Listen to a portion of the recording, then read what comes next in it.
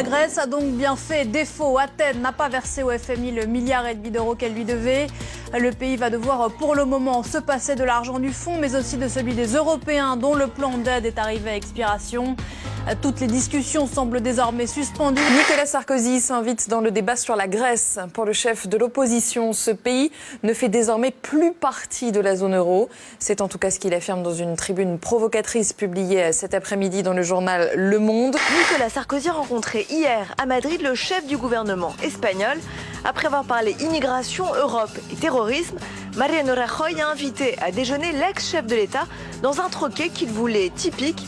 Ça donne ça, une image qui vous plonge directement dans l'ambiance. Nicolas Sarkozy qui a décroché le prix de l'humour politique, Mathieu Roux. Avec cette phrase, pour désespérer de François Bayrou, encore faudrait-il que j'ai un jour placé de l'espoir en lui. Voilà ce qui vaut les honneurs du Presse Club de France à Nicolas Sarkozy, Oui. sacré politique le plus drôle de l'année. Vous aussi semblez être en campagne. Vous êtes par monts et par vaux, vous êtes dans des villages et des villes de France, donc vous êtes parti, rien ne vous arrêtera pour la primaire de 2016 qui est en novembre. Je vous confirme que je suis par monts et par vaux. Demain, je serai à Angers, à Segré et à Cholet. Vous voyez, je vais tout simplement écouter les Françaises et les Français.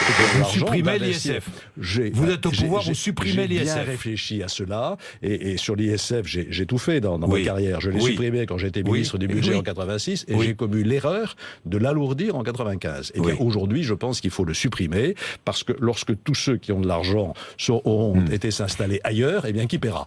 Monsieur le Président, je sais qu'un hommage sera rendu à Charles Pasqua au Sénat, mais permettez-moi, dernière assemblée où il a siégé, mais permettez-moi au nom de mon groupe d'avoir une pensée émue pour celui qui fut un grand patriote et un grand serviteur de l'État. Terrible crash d'un avion de transport militaire en Indonésie après avoir décollé de la base aérienne de Medan à destination des îles Natuna. L'appareil qui transportait 113 passagers s'est écrasé sur un hôtel et des habitations de cette ville située dans le nord de l'île de Sumatra. Il n'y aurait aucun survivant. Des dizaines de corps ont pu être extraits du site où l'Hercule C-130 a été retrouvé.